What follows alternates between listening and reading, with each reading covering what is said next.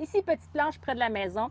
En début de saison, je ne sais pas si vous vous souvenez, j'avais mis des radis, j'ai mis des navets également et des épinards. Et par la suite, je suis venue mettre des plants de poivrons et de piments. Ça a été long avant que les piments poivrons arrivent, même chose que pour mon autre planche là-bas. Mais une fois que ça a commencé, honnêtement, il y en a vraiment beaucoup. Donc, je ne sais pas si vous allez bien voir, là, ça commence vraiment à faire des beaux piments, des beaux poivrons. Donc, oui, ça a commencé à faire des beaux piments, des beaux poivrons. Ce qui arrive, par contre, c'est que je voudrais qu'ils puissent vraiment se concentrer sur leurs fruits. Alors, je suis venue couper les têtes à la surface. Par contre, ça fait encore beaucoup de fleurs. Donc, ceux qui sont en fleurs, qui ne sont pas encore en fruits, ce que je vais venir faire, c'est que je vais venir tout simplement enlever les fleurs. Donc, ça ne sert à rien de laisser les fleurs que ça produise de nouveaux fruits. Ça va trop se concentrer sur cette production-là. Pas suffisamment pour rendre mes beaux poivrons rouges, parce que moi, je les préfère. Je ne peux pas les manger rouges, de couleur. Puis en même temps, j'aimerais ça avoir des plus gros fruits.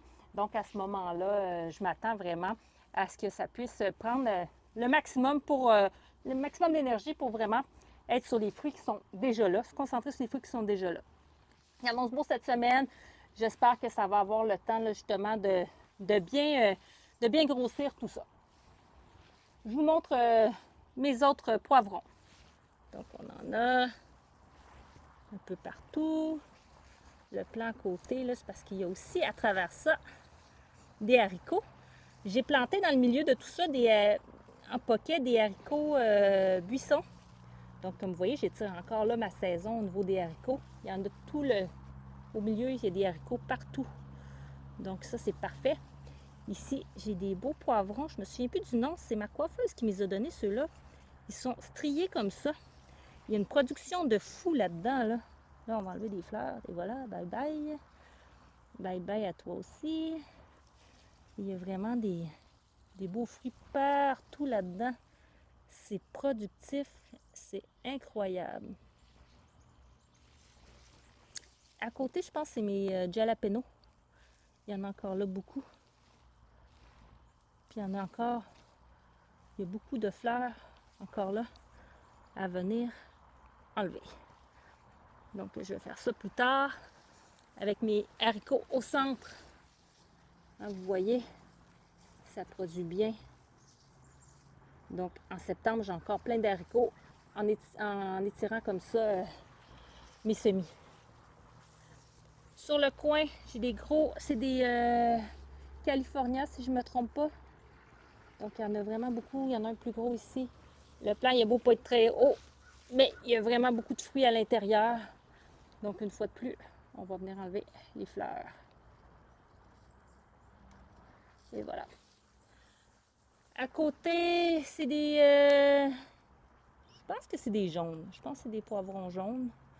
Puis à côté, le plant, il vient pesant. Là. Il y en a beaucoup après. Là. Même chose pour les fleurs. Je vais venir enlever tout ça. Encore des haricots. Les haricots qui viennent empiéter sur les plants juste ici.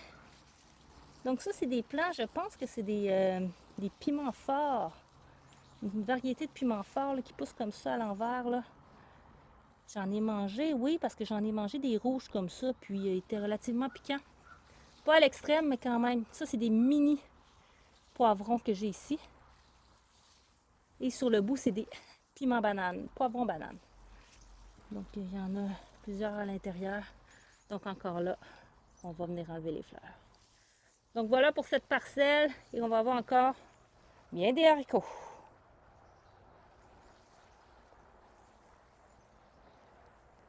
Toujours des pollinisateurs. Bienvenue chez moi. Et puis, bienvenue dans ma serre où on retrouve mes tomates qui n'ont pas le mildiou et d'autres tomates ici et là. Je vais vous montrer ça d'un petit peu plus près. Donc, on va commencer au début de la serre. Ici, dans le sac de culture, c'est de la lavande. J'avais aussi en début de saison un petit sac de culture comme ça que j'avais des petites pommes de terre que je suis venue chercher, là, que j'avais fait une vidéo sur le sujet. Ça avait bien fonctionné. Quand je suis venue récupérer ici mes concombres libanais magiques, je suis venue remplacer par des navets. Je pense que c'est des boules jaunes ceux-là. Comme vous voyez, là, ils ont très chaud. En fait, il fait très chaud dans la serre. Vous ne le sentez pas, mais c'est horrible. Il fait très chaud aujourd'hui. Et puis, je vais venir arroser tout ça. C'est bien important, les navets, de les garder bien mouillés parce que sinon, ils vont être vraiment piquants. Donc, c'est pas l'idéal. Pour tout ce qui est légumes racines, ça a besoin de beaucoup d'eau. Aussi, ici, là, j'ai un petit melon d'eau. Je me souviens plus du nom du melon d'eau. Fait que je vais vous l'écrire en bas de la vidéo. Je vais venir le chercher bientôt, mais j'aurais aimé qu'il y ait le petit tache jaune là, pour dire qu'il mûrit. Il sonne vraiment plein, il ne sonne pas encore creux, donc il ne semble pas prêt. Pourtant, là, dans la serre, j'aurais cru. Puis on voit que le plant à côté, il commence vraiment, il n'est plus très en forme. Donc j'espère que je vais pouvoir venir le chercher bientôt. Après ça, on a les tomates. Il fait vraiment très chaud. Comme vous voyez, les tomates ici, les feuilles sont encore très belles dans la serre. C'est fantastique. Donc, il y a tout simplement une tige qui est tombée. Moi, je l'ai laissée à terre. Comme vous voyez, ça commence à mûrir. Ça, c'est mes tomates italiennes, en fait. C'est des tomates italiennes San Marzano, je pense que ça s'appelle. Et puis, elles sont vraiment très bonnes, sont très sucrées, donc parfaites pour des sauces. Ils sont un petit peu plus grosses que mes repricots pastés que j'utilisais les autres années. Donc, il y a beaucoup de production ici. On a les tétons de Vénus. Hop, les tomates tétons de Vénus, je ne sais pas si on voit bien. Ici, on a des cœurs de bœuf. Elles sont encore vertes, là. J'espère qu'ils vont avoir le temps de rougir, sinon il faut que je les fasse rougir dans la maison. On commence à sentir, là, avoir un petit peu de couleur, mais n'empêche, c'est ça n'aura pas le temps de mettre des tomates. Là. On peut juste enlever à ce moment-là les fleurs. Donc, à côté, on a des plus petites ici, là, des tomates italiennes. Il y en a d'autres ici. Il y en a d'autres à travers. Là. Il y en a en bas.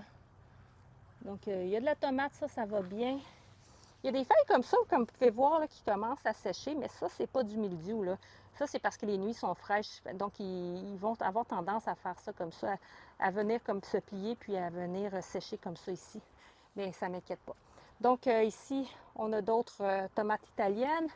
D'ailleurs, on en a plein en haut, si vous voyez. Puis, ils commencent vraiment là, à mûrir. Donc, ça, c'est parfait. Juste bouger ça un peu comme ça. Donc, encore là de la tomate, tomate encore verte, mais il y a de la tomate, il y en a. Des gros calibres aussi, comme ça. On a des tomates. Il y a une ici qui commence à changer de couleur. Une autre grosse ici en arrière. Et là, comme vous pouvez voir, une belle grappe ici. Les Red Zebra, honnêtement, c'est devenu mûr plus rapidement, puis ça a une belle production. Je suis vraiment satisfaite. C'est la première année que j'en fais.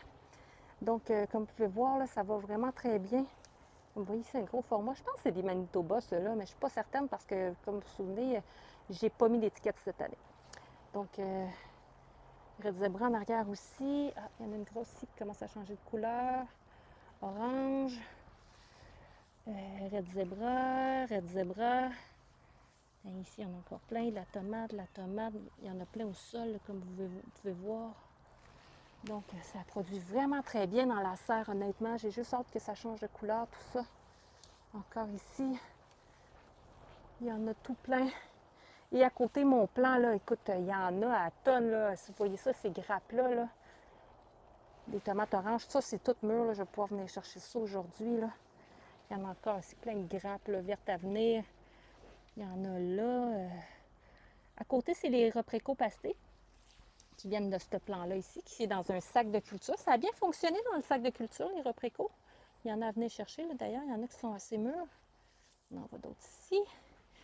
Il y en a au sol, parce que je les laisse aller au sol. Ici, c'est des stupices. Une belle production de stupices. J'en ai déjà cueilli beaucoup. Puis là, il y a encore des fleurs. Cueilli beaucoup en début de saison. C'est assez précoce. Puis ça produit encore. Ça produit un peu moins, mais ça produit encore malgré tout. Donc, vraiment très satisfaite des stupices. Puis c'est très bon, les stupices. Donc, je vous le recommande. Ici, j'ai un plan. C'est des patates douces que j'essaye en serre. Donc, on va voir ce que ça donne. Non seulement en serre, en fait, que j'essaye plutôt je vais le dire, dans un pot. Donc, on va voir si ça fonctionne.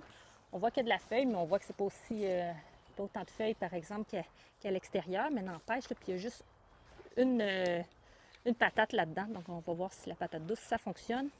Ici, j'ai des check-boss. Il me reste encore quelques tomates, mais vraiment, là, je suis venue en chercher beaucoup en début de saison. C'était précoce aussi. On enlève ça aussi. Ça n'aura pas le temps de devenir des tomates. Donc, il y en a encore un peu, mais j'en ai eu déjà beaucoup. Là. Je suis déjà satisfaite. À côté, j'ai encore des stupices. Ceux-là, dans un pot comme ça. Et ça, c'est cœur de bœuf, si je ne me trompe pas. Et là, ils sortent à l'autre bout. Donc ici, au sol, je suis déjà venue en chercher plusieurs. C'est vraiment les dernières à venir. J'ai un plan à côté, j'ai aucune idée de la variété. C'est ma fille qui m'a ramené ça de l'école qui m'avait fait ça. Et puis, chaque fois qu'ils deviennent mûrs, en fait, ils ont le cul noir. Donc, je sais pas si habituellement, c'est lié à l'arrosage. Trop d'arrosage, pas assez d'arrosage, manque de calcium. Mais en même temps, je les arrose de la même façon que les autres. Les autres, ça n'a pas fait ça. Donc, je sais pas si c'est la variété, mais en même temps, je connais pas la variété. Donc, là-dedans, j'avais essayé des poireaux en sac de culture. Je m'en suis jamais occupée. Je suis pas venue les buter, rien. Donc, on va voir ce que ça va donner. Et puis là, on a les aubergines dans la serre. On a une super belle production dans la serre, beaucoup d'aubergines et tout ça. Puis là, en fin de saison, comme ça, regarde, il y en a même des... commencent à moisir, là. Ça va se retrouver au compost, tout ça. Ça sont peut-être moins pires, là. Mais en fin de saison, elles sont vraiment plus belles là, dans la butte lasagne. Donc ici, je pense qu'ils sont pas mal en fin de vie. Là. Je ne mets plus d'énergie là-dessus. Et déception, mais en même temps, expérience, donc c'est pas bien grave. Si vous voyez ici, c'est mes cantaloupes. J'en avais un troisième que j'ai jeté.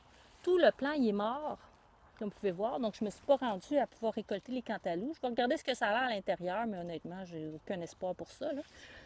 Mais je ne sais pas si c'est le fait que ce soit dans un sac de culture ou le fait que la saison est trop courte, en fait, pour les cantaloupes. En tout cas, le plant, il est quand même... il est mort assez rapidement. C'est peut-être aussi des mauvaises graines, là. Qui sait? Mais bon. Donc, comme vous pouvez voir, la serre... Prochainement, je vais faire une vidéo juste sur la serre, d'ailleurs, parce que je vais vous parler des bons coups, des moins bons coups. C'est ma première expérience en serre. Alors là, je pense que je devrais ouvrir peut-être la fenêtre. Hein? C'est tellement chaud.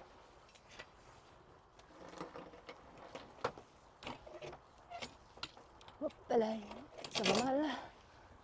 Alors voilà, pour aérer un peu, puis je pourrais ouvrir aussi de l'autre côté pour laisser aérer. Puis, ce que je vais faire, c'est que je vais venir arroser, là, vous voyez, c'est dû pour être arrosé. Mais je vais venir arroser mes plants de tomates avec une petite concoction que j'ai fait pour leur donner un petit coup de fouet comme ça en fin de saison. Donc, je vous montre ça dès maintenant. C'était vraiment trop chaud, là. J'ai enlevé ma veste.